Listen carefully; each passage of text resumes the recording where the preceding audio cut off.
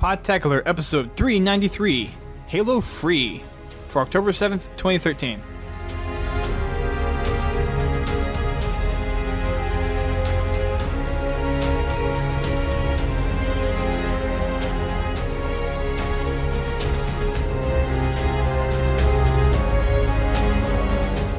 Hello, ladies and gentlemen. Welcome to Podtacular, the unofficial Halo Universe podcast.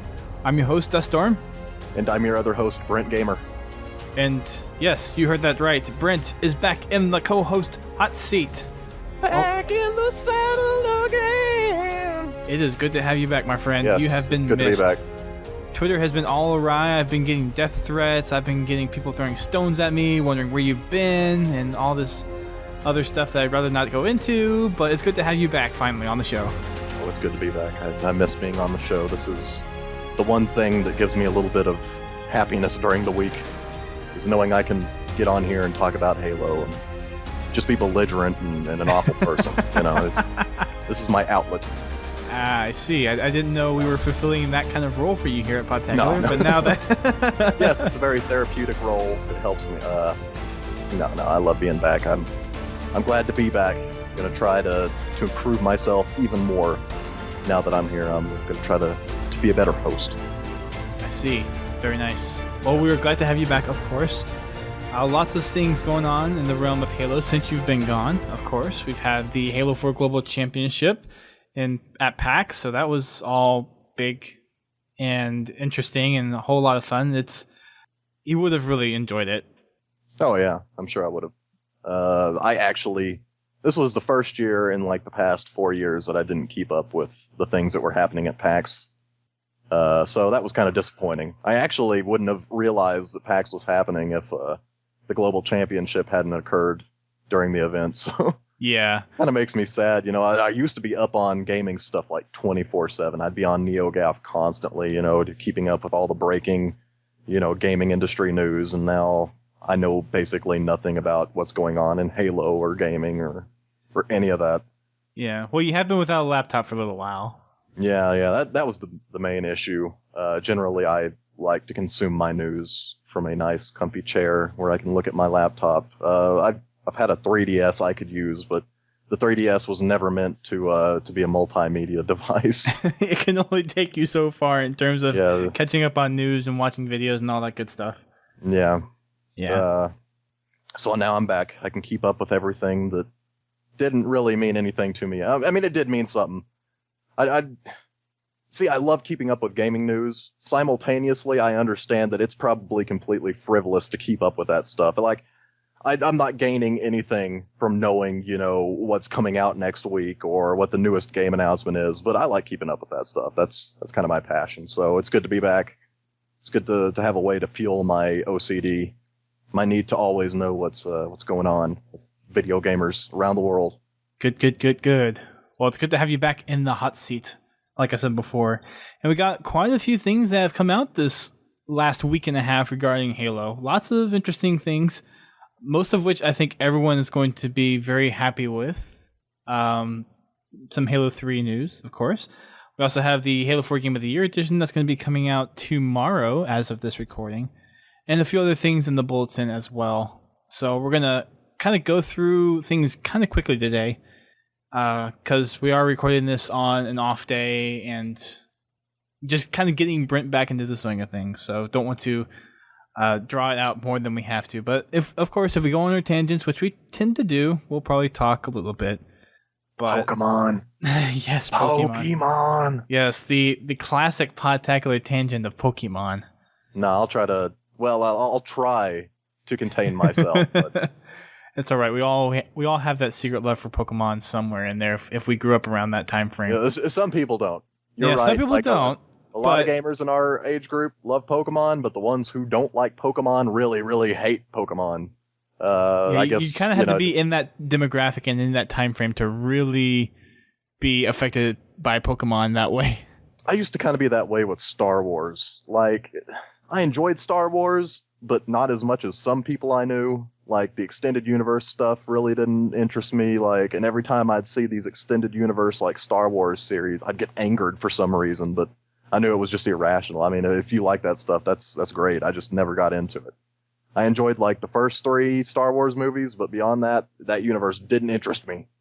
But like with people who hate Pokemon, like they will just anytime they see any kind of Pokemon news on a website that isn't, made specifically for Pokemon. This is a Halo podcast. Yeah. And we've had tons of mail in the past saying, quit talking about we don't care about Pokemon, we want Halo. And that's right. If you subscribe to a Halo podcast, you want to hear about Halo. But everyone has their little side niches though. Yeah. I've never really come across anyone that's absolutely hated Pokemon though. Not in the way you're describing. They're out there. I generally don't associate myself with those people. I'm joking. If you don't like it, that's fine. But it's not for everybody, and it was kind of meant for a certain kind of time frame. Well, you got this odd thing where you had a series that was made for children, and at the time it was made for children, children loved it. Back in 1996, you didn't have college kids, 20-year-olds playing Pokemon because that wasn't cool. Pokemon was a kids series. But now those kids grew up and they are in college. They are in their 20s, and the series kind of evolved with its fans. Yeah, except for Ash. He's still what? Preteen? Yeah, he's still. I mean, that's another thing. I don't care about Ash anymore. It's just like Family Guy. The Family Guy characters don't grow they don't old age. at all either. No, that's actually kind of a rarity to see an animated series where the characters age, according to their, in real time or, dilated time. But right. Either way, it's a rarity. Like just off the top of my head, the only series I can think of in any kind of animation, like any kind of drawing, is like Gasoline Alley, which is a comic from, the 40s, through now, but people don't know about it. From the 40s? Yeah, it was just a comic, like the kind of comics you'd see in the newspaper. Oh, as a comic, okay. Yeah, Gasoline Alley. It's a little bit different, but yeah. But I'm saying that in Gasoline Alley, the characters age in real time. Like as the years go on, they get older. That's the only thing the only series I can think of that does that in animation or fiction. Right. But that's not what this podcast is about. We got some stuff to talk about. No, not quite. Yeah. We're already talking about tangents, and we went off on a tangent. It's bound to happen. Yeah. A short show this week anyway, so. Yeah. It's good to put a little filler in there. Certainly. What's important this week, Dusty? So let's see. Lots of little, a couple of big things, and then lots of little other things that are important this week. First off, the big thing that I'm sure everyone is kind of happy about at this point, although most people that are probably listening to this already own this thing that we're going to talk about, but Halo 3 is going to be free as part of the Xbox Live Gold free catalog of games that they've been doing, and it's going to be out on October 16th, absolutely free. So if you're one of our younger listeners that have never played Halo 3 and you got your start on Halo Reach or Halo 4, then you can download Halo 3 and see what some of the classic Halo was like, and in all honesty, how some of the core Halo experience was, to actually go back and see how it was balanced, where you didn't have sprint, you didn't have all these extra little things like jetpacks and loadouts, and well, you may still not have friends. That might not have changed. We're not going to judge in that way. No. But, so yeah, you'll be able to download Halo 3. You can play the Halo 3 campaign. And you still have to get some of the DLC. There's the Heroic Map Pack, which turned to be free, and Cold Storage. So you can get those map packs for free. And then I believe the Legendary Map Pack is 400 Microsoft points, and the Mythic Map Pack is still 800 for both of the Mythic sets. So it's one of those games where I think a lot of people listening to this are probably going to go back and play for nostalgia's sake, since the Halo 3 population will probably grow and be not nearly as big as it was back in the days of Halo 3, but probably be very significant. There was something else that came out on the Major Nelson radio show this last week, and he actually said that they're going to be changing up the playlist for Halo 3 a little bit, kind of sprucing things up and redoing the playlist to better serve the community when they when the game drops on the 16th. So I don't know how many people have been playing Halo 3 recently, but if you look at some of the playlists that are in there, there are probably half of the playlists that just have nobody in them. And of course, the playlists like Big Team and a couple of the Slayer type ones have people in them, with Big Team kind of being the big population holder. We actually there was a Populate Halo 3 day a couple of weeks ago, and we went and did that for Monday Night Matchmaking it was 2 weeks ago. So yeah, 2 weeks ago. And Big Team was definitely the one that had the most people in it. I think there's like 1,700 people in Big Team for Halo 3. So they're going to be redoing the playlist a little bit, maybe bringing some different game types in from the playlist rotation that they currently have in there, all that stuff. So Halo 3 coming to be free on October 16th. Rework of the playlist on there as well. So definitely go and grab those, as I'm sure a lot of us here will be getting on Halo 3, and probably many other people that are listening to this as well. Oh, yeah. If you care anything about Halo, then Halo 3 was probably a big part of your life for a few years there after, what was it, like 2007 when it came out? Yeah, it came out in 2007. So, yeah, that was a fantastic game. I just remember the biggest deal for me was the huge leap in graphic fidelity. You know, you had this, the Xbox looked nice for its time. Back then you had the GameCube, the Xbox, and the PS2, and those graphics were, an entire leap above the N64 and the PlayStation 1. But then the 360 came out, and there was this even bigger leap from, these kind of very blocky, polygonal, super soldier men to this high def kind of. It just looked incredible. And at the time, there were these people who kept saying, yeah, Halo 3 just looks like Halo 2, just a little up-resed.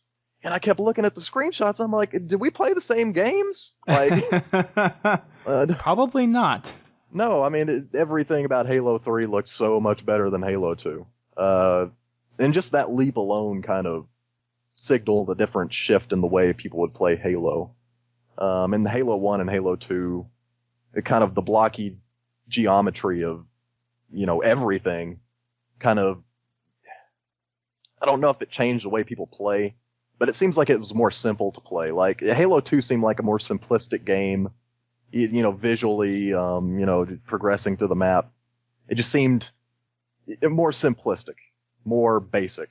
Whereas in Halo 3, you have all this detail, so you can have these nooks and crannies that have very specific, curves and things that you didn't see in Halo 2. So for me, that was why Halo 3 was such a, big deal when it came out. It's just huge jump. Yeah, Halo 3 was definitely a lot more vibrant, and just from the technology side of things, it was a completely new console from Halo 2.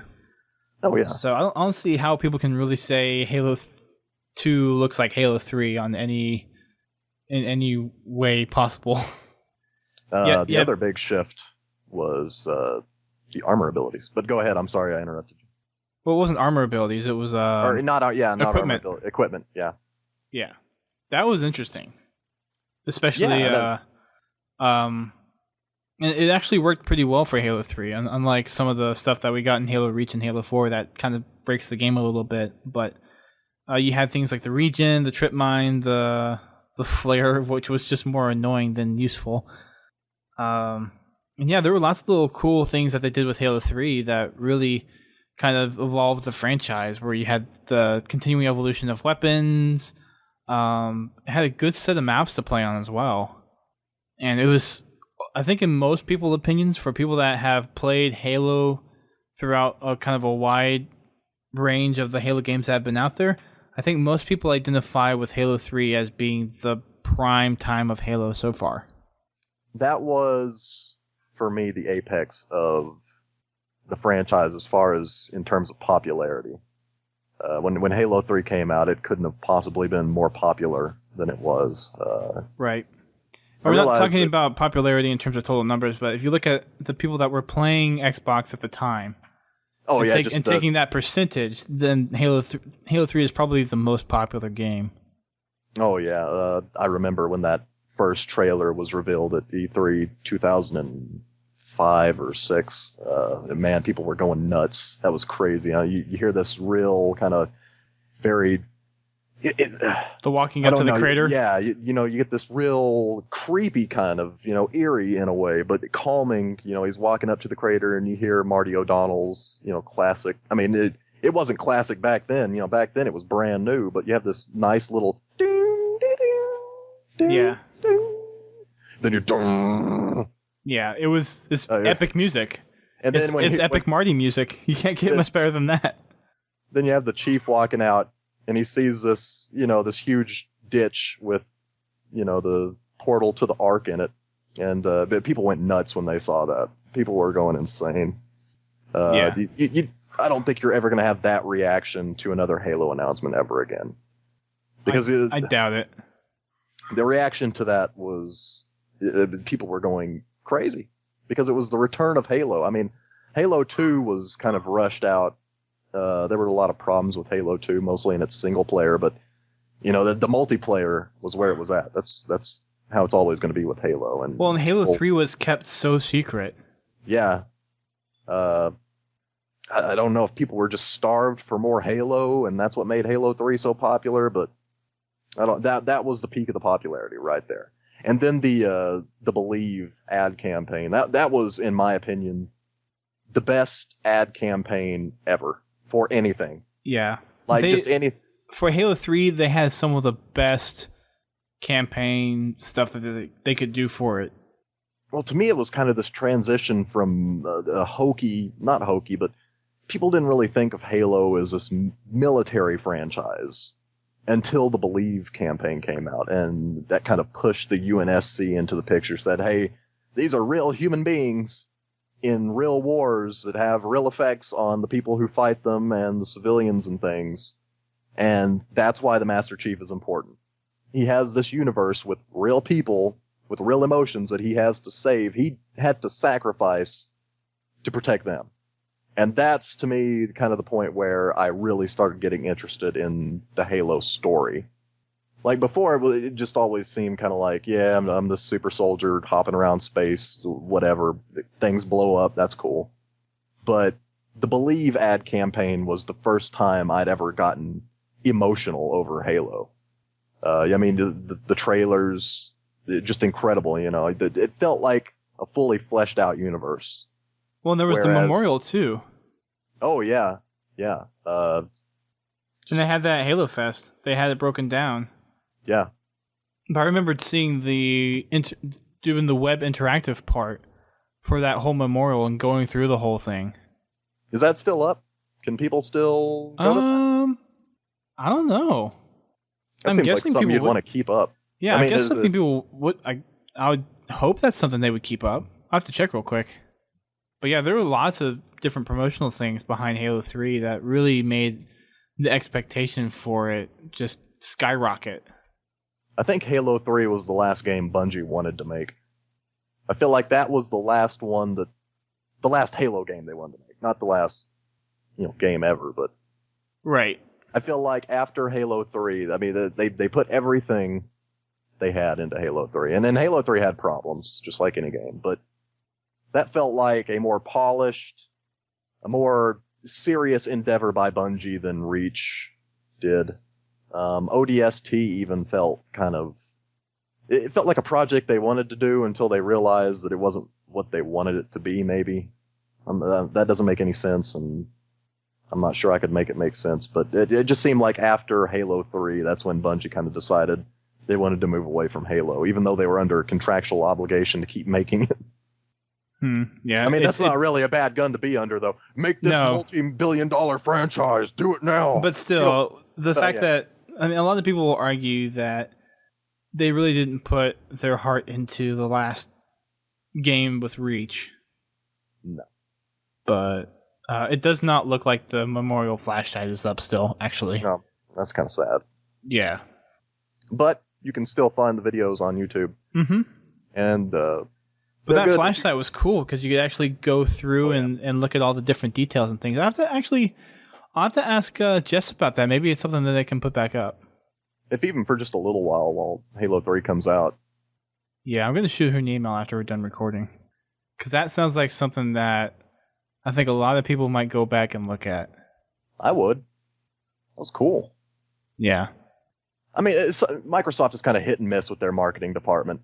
Sometimes they have really good marketing, sometimes they have no marketing at all. But yeah, we can see that with the Xbox One. Yeah, if they want to learn how to do marketing right for a video game, all they got to do is look back on that. All they have to do, I mean, and they kind of follow that tradition with Forward Unto Dawn in a way, but that's the way to do it, in my opinion. Look back at the Believe ads. Well, and we were talking about, or I don't know if we were talking about this on the last podcast, but I think I was actually talking to, you remember Laird, right? Yeah. Yeah, so I was talking to him a couple days ago, and we were talking about stuff that 343 should probably do if they look into doing more legendary content or limited edition content for the next Halo game. And it's like Bungie was very good at giving us physical things in the bonus packs of the Halo editions, and with Halo 4 we didn't really get anything. We got a bunch of in-game content, we got a bunch of digital content, but we didn't get any physical stuff. Yeah. So it's like they need to look at giving something physical to people for the next legendary and limited editions of Halo, whatever that may be. I'm thinking what I'd like, though. Because sometimes, I mean, I get what you're saying. Physical stuff's cool, but sometimes the little stuff they'll pack in with limited editions is just kind of hokey. Like, you'll buy it, and then you'll like look at it later and be like, why did I purchase this? I mean... Well, I look at the Halo 3 limited edition and the the Legendary Edition and the Halo Reach Legendary Edition, and I mean, they all work for me in terms of what they have in there. I mean, with Reach, we have Holly's Journal, there was the statue, there was a bunch of other little things in there. And then with Halo 3, we had the helmet, which everyone, when they saw that, it just went goo goo gaga over. So, I mean, everything that has come out so far with the Bungie Legendary and Limited Editions have been, I think, highly praised by people. I don't think there's been anything in there where it hasn't been of interest to people that went out and bought them. Because, yeah, you have the casual person that will go out and buy the regular edition of the game, but they won't get those extra editions because they don't care too much about having that extra stuff. They just want the game to play the game. And I think more people probably were going for the limited edition here because of the in-game items. But I think if you really want to cater to the true Halo fans, you throw that extra physical stuff in there and have people that really appreciate it buy those extra editions. Well, you know what I would appreciate?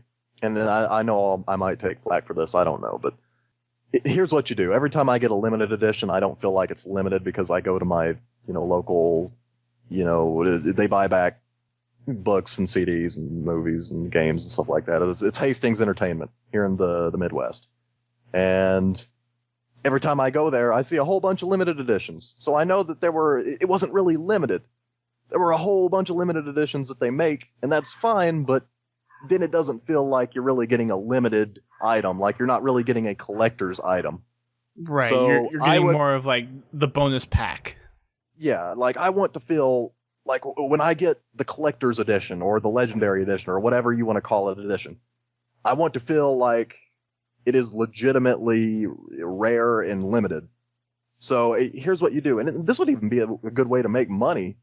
I mean, not make money, but get people talking about a certain game or whatever. Like, say Halo 5 comes out and they have a $150 like legendary edition, but there's only about like 500 of them made. I bet they could sell all 500 copies of that $150 edition in 3 minutes, and then you just come back 4 months later and be like, oops, we made more.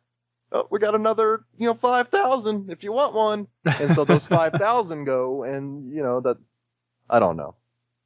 But just make a really limited one way edition. to possibly do it is for people that buy those editions, they have to buy it through something like Microsoft or something, where you don't have these third-party vendors go through and resell and have all the collections like that. Yeah.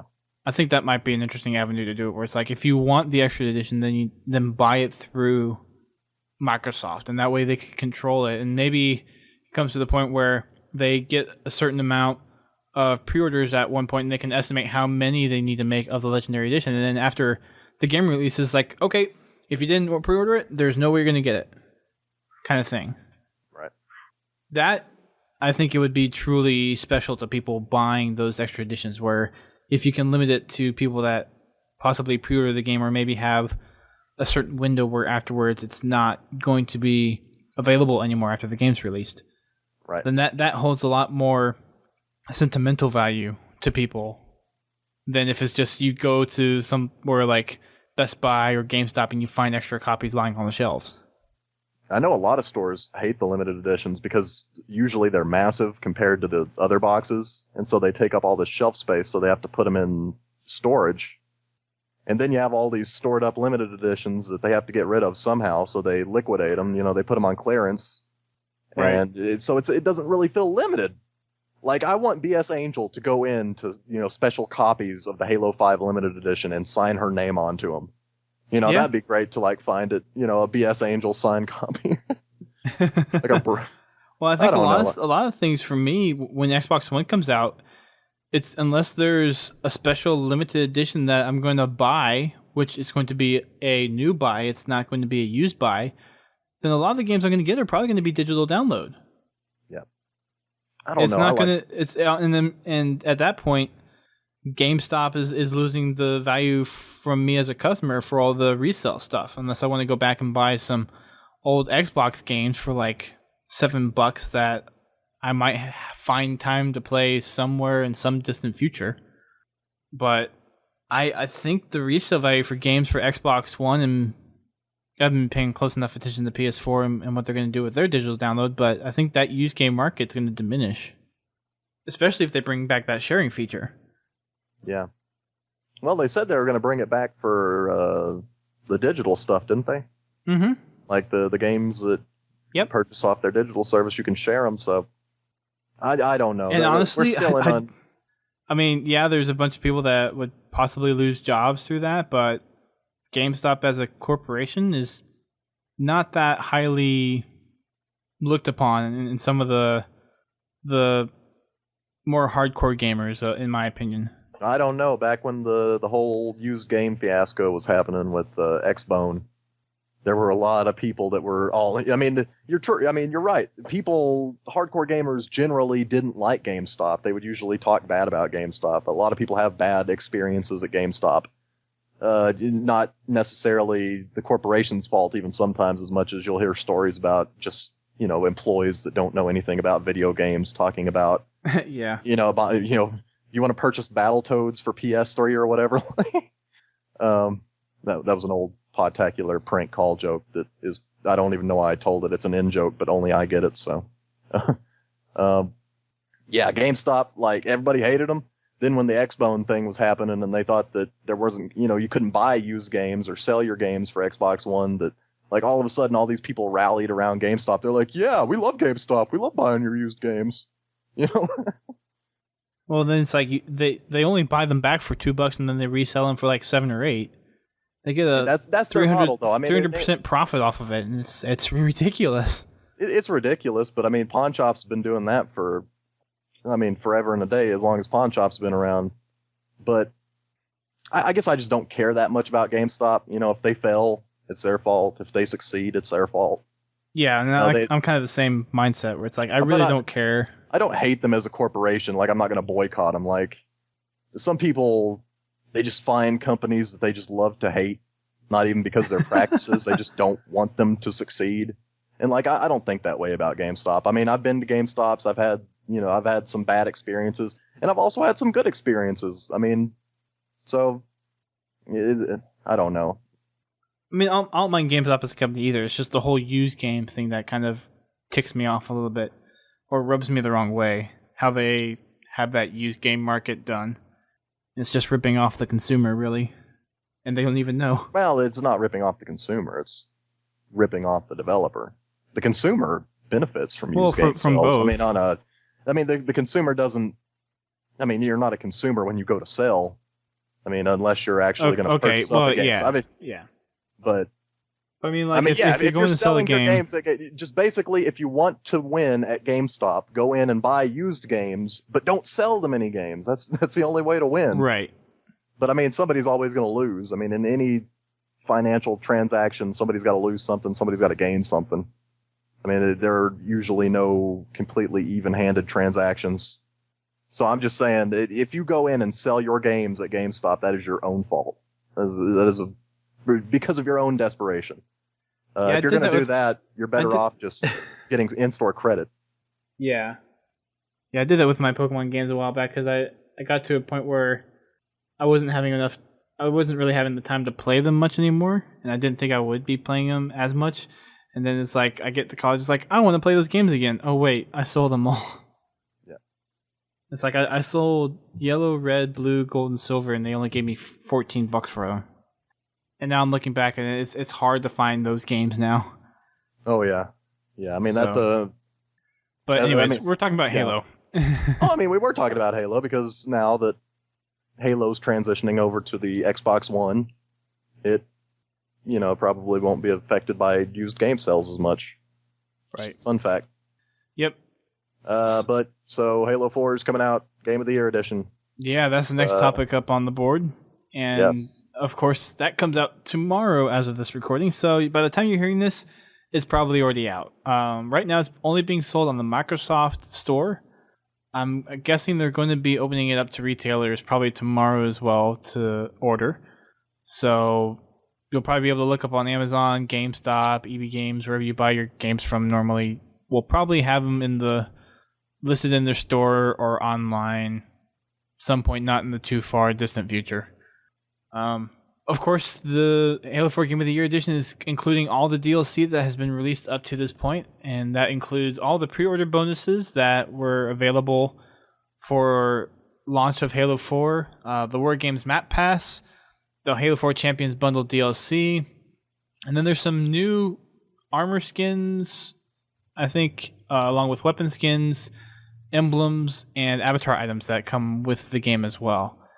Now, I know for some people, at least for people running tournaments, they were going to be looking for the Game of the Year edition as being that way to have all the maps be installable on console. But it looks like if it's really the War Games Map Pass, then it's going to be code downloads. So all those people running tournaments will still have to buy additional copies of all the DLC in order to get all those extra maps loaded on those consoles, which is kind of stupid if you think about it. I mean, would all that DLC require a third disc, though? Or, I mean, is there enough room on the multiplayer disc to get all that stuff on there? I don't know. Because that's, I mean, the people, if it had everything just right there on the disc, yeah, I'd get it. That would be great for, I mean, that's I'm guessing with the second half of the Spartan Ops Season 1, it would probably take a third disc. That was the great thing about the I can't remember what they called it, the Blast Tac. It wasn't the Blast-tacular. It was the Halo 3 ODST. Blast-tacular map pack. Or Halo 2. Oh, you're talking about different. I'm talking about the Halo 2 maps. Like, they released the maps. They had the disc. First, yeah, they had the multiplayer disc. They had it on the disc, and that was the great thing about the disc. Like, if your friends hadn't bought the map pack, you could just give them the disc and they could download it.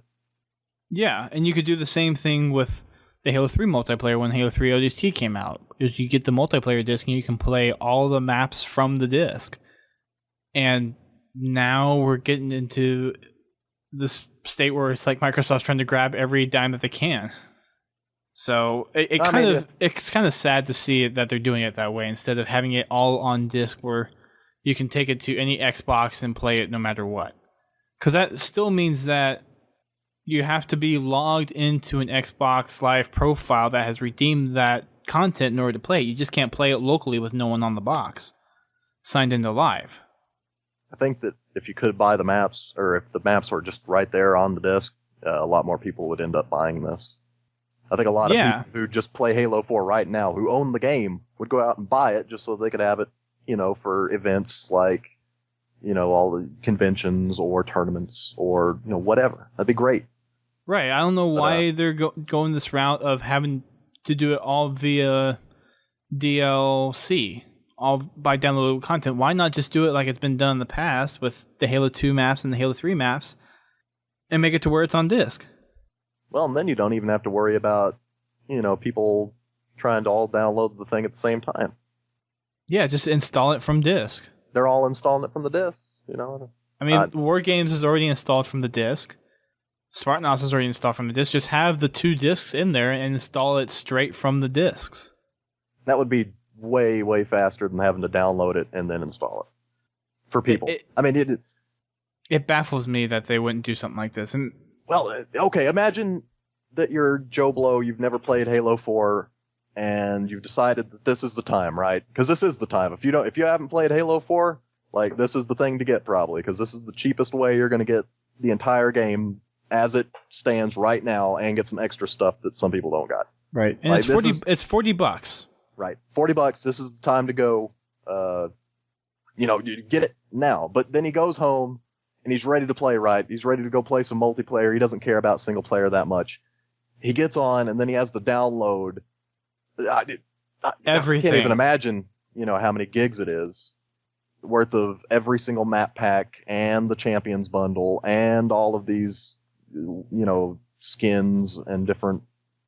He's going to have to wait for, 2 hours or whatever just to play everything that he had bought. And that's depending on his internet connection. Yeah. That's not to say that... if he doesn't have an internet connection, I guess he's just screwed. But what if he just wants to play locally? What if he just wants to... Yeah. And he doesn't have an internet connection, He wouldn't have access to all of the things he bought. Yeah, so the Halo 4 install, and this is with me having the disc actually installed along with the game, is 16 gigs. So the Halo 4 install game is 7.3, so you're looking at somewhere around 9 gigs worth of content. A little less than 9 gigs worth, 8.5 gigs worth of content. So yeah, you could fit that on a dual layer DVD. So yeah, you could fit on one Xbox disc. But still, it remains to be seen. I can't believe that they would, and maybe it is all on disc stuff and they just don't specify in here, but the fact that they say War Games Map Pass instead of saying all the DLC on the disc, yeah, makes me think that it's stuff you have to redeem a code and download. Well, I hope it's not. That just seems like the way they're probably going to do it, but here's hoping it's on the disc. Yeah, so we'll see what happens tomorrow. A lot of new Ricochet players, though. So. Yeah, I'm not sure how much adopted this is going to be amongst new players. I mean, we already have seen the population of Halo 4 dwindle, and it's very low at the moment. So I don't even know if we're going to see a high adoption rate for the Game of the Year edition. We may see some of those people that were on edge before get it, because it is a lot cheaper now. But the free release of Halo 3 is no coincidence. They're definitely trying to say, look, if you liked Halo 2 and then you just quit for some reason after that, here's Halo 3. Play through this. And then if you like this, you can continue on in Halo 4, right where the story left off. Well, 4.5 years after the story left off. Yeah. But yeah, I get what you mean. It's just they're shooting themselves in the foot if they're doing it in the way that they're doing the map pass and the Champions bundle to where you have to actually redeem a code and download it. Instead of doing it how it's been done in the past where you've had all the maps on a disc where you can install it. I hope that it's not like a disc at all. Like you just get the box and you open it and there's just like a code in there. Well, that's probably what it is, but you still have to redeem that through a live account. The entire game. Like, you have to download the entire game and the map pack and the bundle. So there's no disc at all in there. It's just a download code. It's just a pretty box with a piece of don't paper think in it's it. a very pretty box anyway. But can I talk about that real quick? I'm not gonna go on about it. Like the picture on the front with the chief, looking at the Didac Cryptum opening or whatever. Like that's cool. That's a nice picture. All these quotes on the box. Like if you're making a Game of the Year edition, if your game is so great that it was the Game of the Year, why do you have to put quotes on the front of your box to try and sell it? I mean, I can understand, Halo 4 Game of the Year edition. That's all it should say. There should be no quotes. It should be very minimalistic. Well, there's only one quote on there. Oh, yeah, the best-selling Halo game ever. And the only reason that is because... Well, what's at the bottom there? I can't read it. Something Master Chief. It's the extra stuff that it includes. It's talking about the Master Chief Avatar cloak. All right. No, I guess that's not that bad, but they could have picked a better box. I don't like the look of this box. And I've seen some bad boxes. I mean, this ain't the worst, but Just from the picture that it has on there with the chief? It's... I don't know. It ain't that big of a deal, but... I mean, the boxes for Halo 2 and Halo 3 were pretty simplistic. And this one's just... You have Chief that's right in your face, and you have the Didact right in front of you, and then you have part of Requiem showing on one side, and the dust kind of rolling up. So it's there's too much emphasis on the Chief in there. And I know the story is supposed to be all about... Well, part of it's supposed to be about Chief and Cortana, but there's plenty of other aspects of Halo 4 that's not just the Chief that they could show off in the box art. They should have put Palmer on the cover. Egghead's right on the cover of Halo 4. I mean, yeah, where's the recognition to Spartan Ops? Yeah. But, I mean, I'm not particularly displeased with it. It's not the best box, but it's not a bad box art. No. But that is going to be available, of course, on October 8th for $40 from the Microsoft Store, and probably dropping into places like Amazon, GameStop, Best Buy, all those things in different places probably pretty soon as well.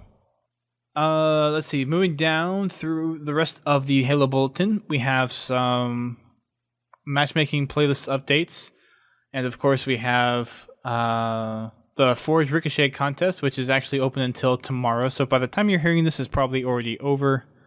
So we'll get to see some of the Ricochet maps that have come out, and I'm guessing they're going to be put into matchmaking probably not too far after the contest is done, judged, and evaluated. So it's interesting to see that they're getting people to participate and get community support this way. And Ricochet is a fun game type. I've played it. Brent's played it. We've all probably played it at some point, and it's a very fun game type to play. Yeah. I love it. And I'm personally excited to see what kind of maps we'll see out of it, because you can only do so much as a developer when you're developing a game quite like this. And I know it's been done by Certain Affinity, and they have a little more time than 343 does probably, but when you put the community creativeness to the task for it, you're going to come out with the best maps and the best foraging capabilities out there. So I'm excited to see what comes out of this. Yeah, why make Certain Affinity charge for it when the players will make it for free? Well, the thing is, Certain Affinity can actually go in and build the maps for it if they were going in and building different sets for it. Like the Pit is obviously a remake, so there wasn't much additional effort that had to be done there other than kind of reskinning, retexturing, and it's still a lot of work, don't get me wrong, but a lot of that framework was already put in place. But if they were to actually go out and build a map specifically for Ricochet, then that would take a lot of time and effort with all the playtest, making sure all the geometry works, and having certain open pathways and closed pathways. And the community only has Forge, which you can do a lot with Forge, but you don't have a full map editor to do it with. That sure would be nice. Especially with the Forge budget limit that you have. Yeah.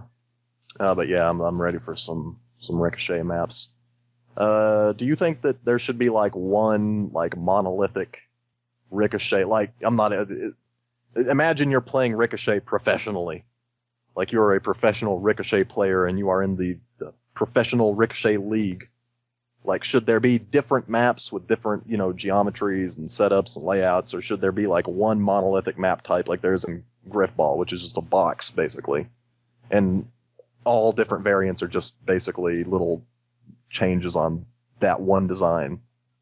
That's a good question. I would say for me personally, having different maps in there is probably good because it adheres to kind of how Halo is done normally in competitive with the normal Halo with shooting and everything.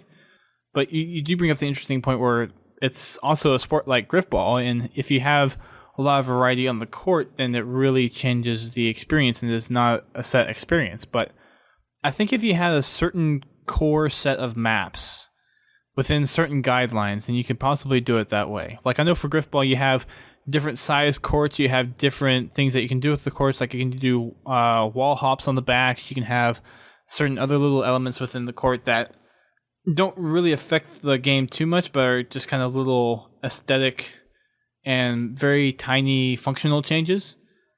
And I don't know if you would be that strict on something with Ricochet, but possibly have a certain set of more stricter guidelines. It's like, okay, it has to be a certain size. You can't throw the ball from all the way across the map in order to score. You have to only be able to throw it from mid-court. You can only have certain weapons on the map. There has to be symmetrical. It can't be asymmetrical, all that kind of stuff. So I think within certain guidelines, you could have a certain core set of maps and then have a community kind of build around those guidelines and then come up with those different maps. Yeah. So I wouldn't say just one Ricochet map and game type to rule them all, but maybe have one or two variants of Ricochet and then have a core set of ideals to build maps out of and have people build those maps.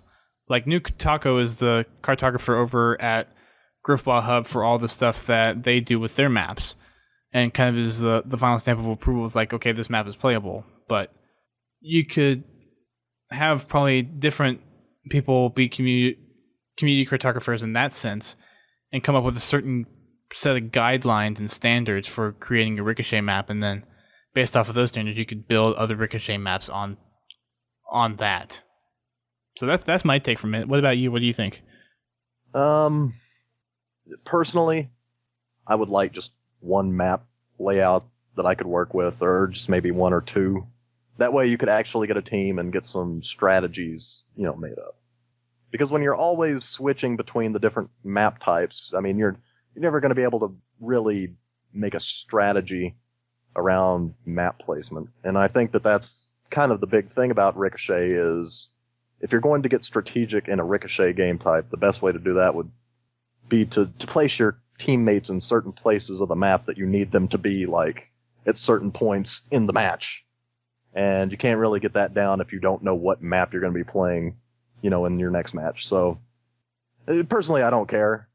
I mean, when it gets down to it, I'll play Ricochet on anything because I think it's the best game type to come out since Assault. But yeah, well, so you bring up an interesting point because I was just about to mention if you throw Assault into the mix, kind of how they've done it with competitive Halo in the past, there's always like 2 or 3 maps that they assign to one game type, and I think that they can do that here with Ricochet, where it's like, okay, these maps are the set of official maps, like, because I think AGL is looking at possibly picking up Ricochet as a game type for their bracket. So you have a certain set of maps that have been tested and community approved, and you have those 2 or 3 maps that are the de facto standard for Ricochet. And if you're playing Ricochet competitively, those are the maps that you go and learn. So yeah, I think having the strict set of guidelines to first build off the maps and then have a community vote on as to which maps are kind of the de facto standard for Ricochet, I think is something that is probably the best way to go about making that for any kind of competitive play for Ricochet. So, yeah, that's my 2 cents.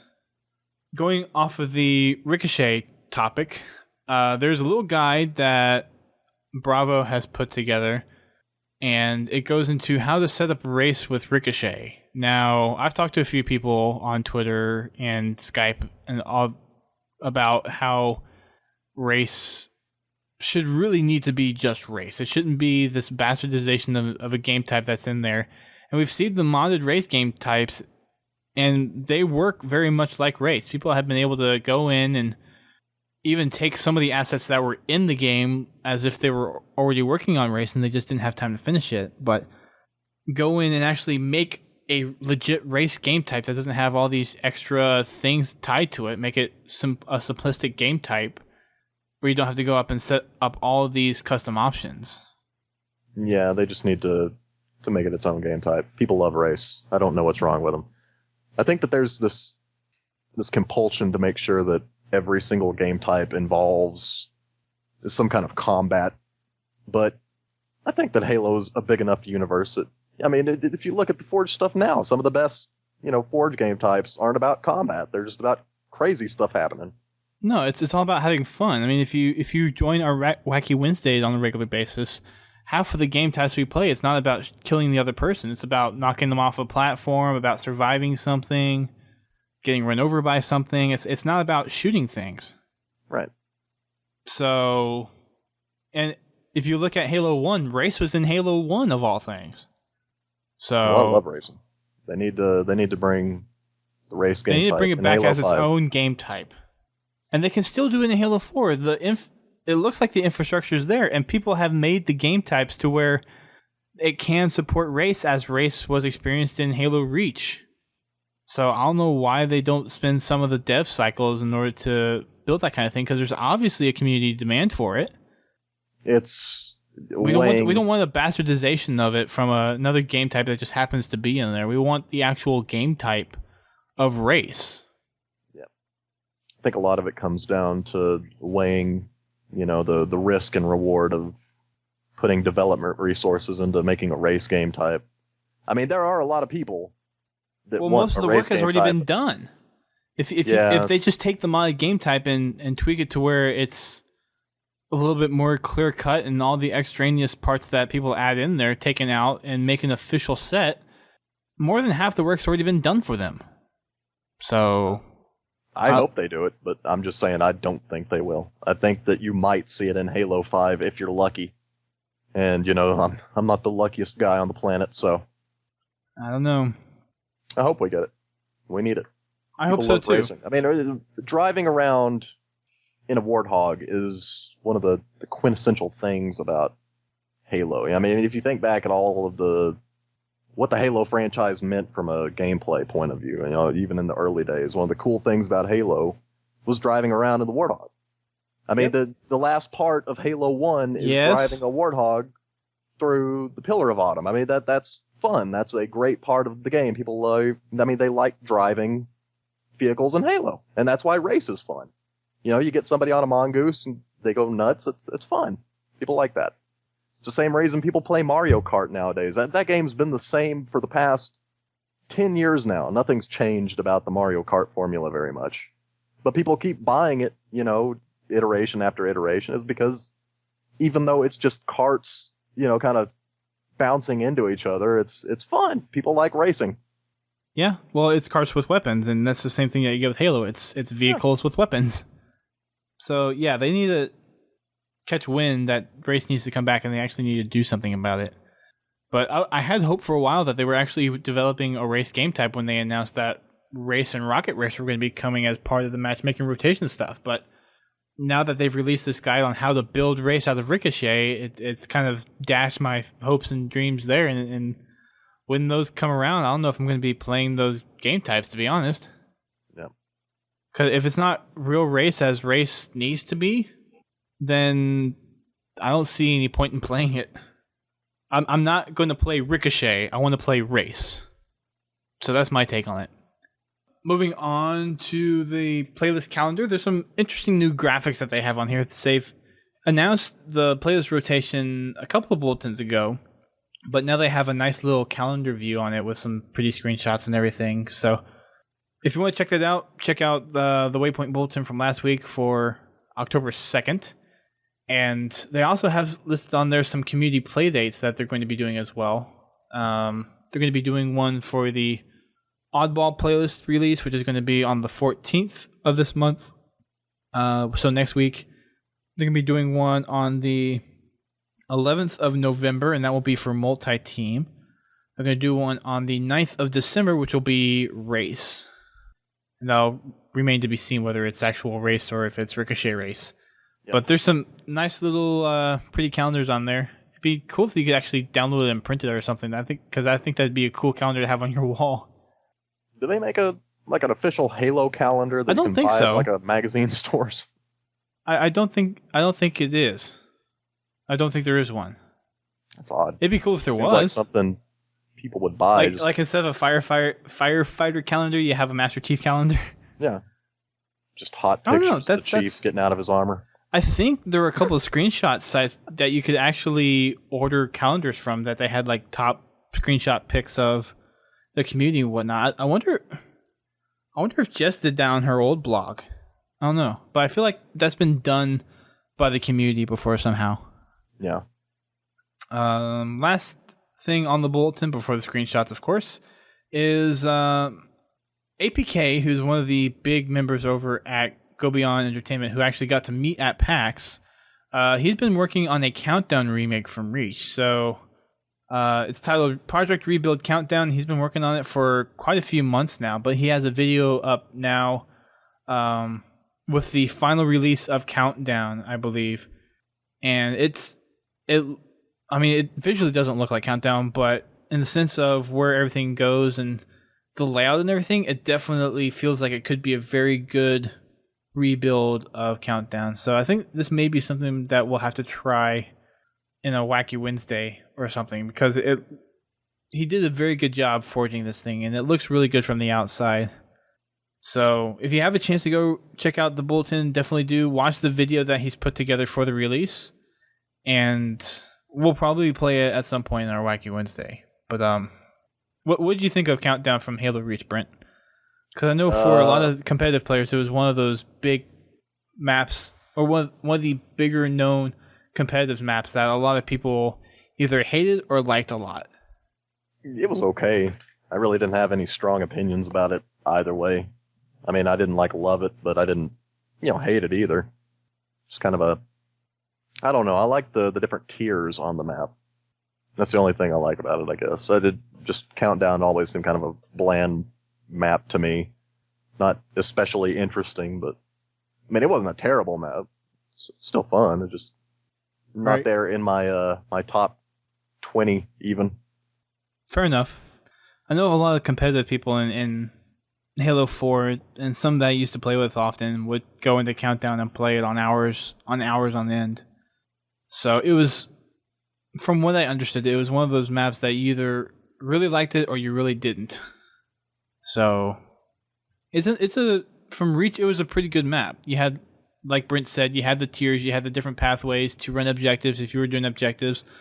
Lots of viewpoints for Slayer from a lot of different points of the map. So it's one of those maps where I think the reason why competitive players love it is because there's so many different angles and so many different pathways that you can take. And that diversity and complexity is something that really sets aside or distances the amateur players from the competitive players. Yeah. So it's that whole skill gap kind of thing. So, but yeah, check that out. They have a lot of stuff up on teambeyond.net about it as well, but you can definitely check out the bulletin. And he has a little interview with Bravo on how the map came to be, all the intricacies of how he built and put all the forage pieces together, and a lot of other good little tidbits of interviewness from Bravo. So definitely check it out. Last but not least on the bulletin is the screenshot spotlights, and this week's theme is orange, of all things. So lots of explosions, lots of incendiary people being shredded to pieces.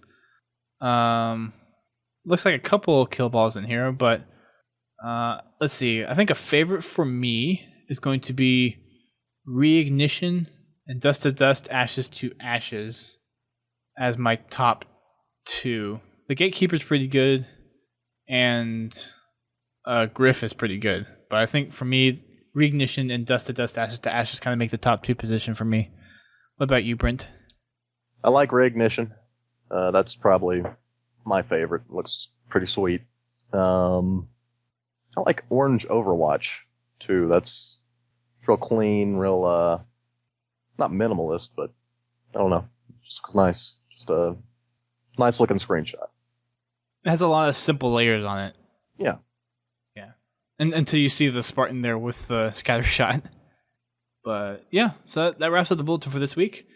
And to wrap up the show, we have one submission that got put in our inbox earlier this week. So we are going to read that before we wrap things up. Sorry again, guys, this is going to be a short show because we're just kind of getting Brent back into the swing of things, and we don't have a big topic to talk about at the moment, but we are looking at some bigger podcasts coming in the line very soon. So, Brent, if you want to go ahead and read our one and only submission, you may do so. All right. This comes from Michael, correct? I'm reading that right? Yep. Yeah, I'm just making sure that it was from Michael. Michael says, I haven't played Halo since Halo 3 and only at a friend's house because I never got the 360 still, with the faux post-Bungie Halo, does it feel wrong? I can only talk out of my ass, but from what I watched, Halo 4 looked like Marathon, as you definitely have heard. What you should try is play the Marathon trilogy on an iPad or iPhone if it's no longer distributed free online back in the day. Personally, I still play Halo 1 and 2, even if they made a cliffhanger. Do you think Halo 4 is worth borrowing a 360? How do these new developers compare to Bungie? I just kind of want to reminisce Marathon, which is a Microsoft property. Poor Jobs debuts one of the best games of all time, only for Gates to bribe most of Bungie away. You know Halo was supposed to be a uni-level game, completely free-roaming and easy to get lost. Entirely to brag, I was at the E3 when the Xbox first came out and got to kick the developers. That's when they had the Xbox tints. I stayed in there until I beat the damn game. I spent way too much on the forums waiting for Halo Man, but seriously, play Marathon and read every single display. Yep, Marathon was, I mean, if you're a modern FPS player, if you're a 15-year-old kid, I don't think you're going to enjoy Marathon if you go back and play it. I've never played it. I went back, tried to play it. I got a little bit into it, but the entire first-person genre has advanced so much that going back and playing a Doom-style first-person shooter, it's just kind of... It's just weird having this 2D sprite firing 2D bullets in a 3D space. It's just, creepy. It's weird. But yeah, if you're into really cryptic messages and stories that are extremely hard to understand, and you enjoy the terminals in Halo, you will really, really like Marathon, probably. Because there are a ton of terminals in that game. Okay. Just little I think I have it downloaded when they were offering it for free. Yep. But I've never played it. Well, I don't know now, but... The Bungie links are probably still on their forums somewhere. I don't know why you would put it out there, basically open source in a way, and then just take it away. I mean, once it's out there, it's out there. Yeah, there's probably mirror sites somewhere that has it as well. But Marathon wasn't a Microsoft property, was it? No. Marathon was... Because he said in there that it was a Microsoft property, and I was like, no, I don't think so. I don't think so, but I can check. I wouldn't think, though, because... That was a Bungie property. Yeah. It was on the Mac. It wasn't even on PC. Yeah, it was... So no, it wasn't Microsoft. Anyways, that's one of the minor points to his thing. But as far as borrowing an Xbox to play Halo 4, if you're interested in the storyline for Halo and you want to see what they've done with the story of Master Chief and what they've done with Spartan Ops, I think it's a good idea to borrow it.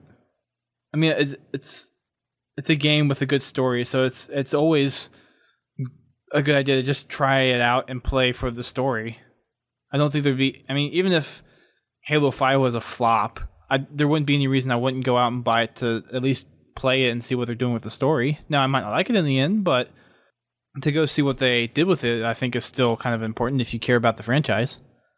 Now, if you said you've played only Halo 1 and Halo 2, I would play Halo 3, like, for the story. Like, you said you've played it at a friend's house, but you never got a 360, so I don't know how much of Halo 3 you've played. But if you haven't played the campaign and the campaign is what you're interested in, then I would go play the Halo 3 campaign when this comes out for free in a couple of days, and then play Halo 4.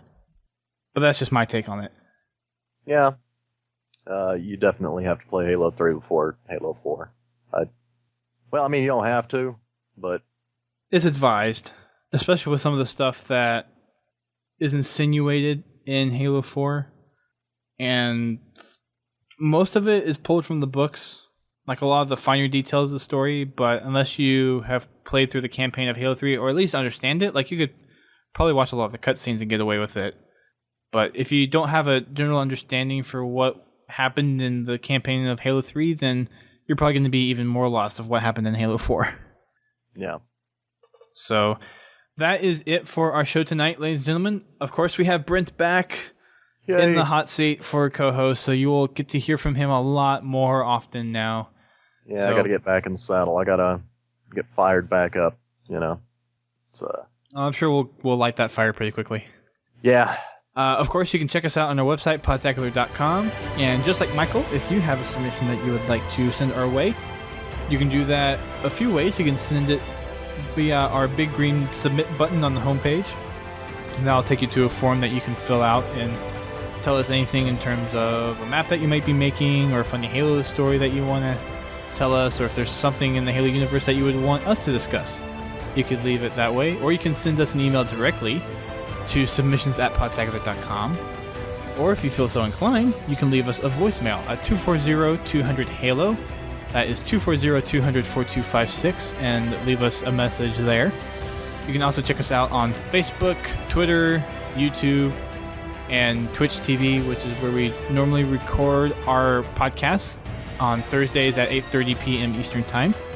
And we can also find our Wacky Wednesdays on there as well, which is Wednesday at the same time. And we will be resuming our Monday night matchmaking, not this next week, but the week after, for the Oddball rotational release of the playlist on the 14th of October. So we'll be bringing our Monday night matchmaking back then as well. Some people have requested it, and with that request, we are going to be bringing it back. So you guys have that to look forward to. And with that said, Brent, thank you again so much for being back on the show.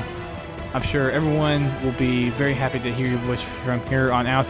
And until next time, ladies and gentlemen, keep on fragging those Game of the Year editions.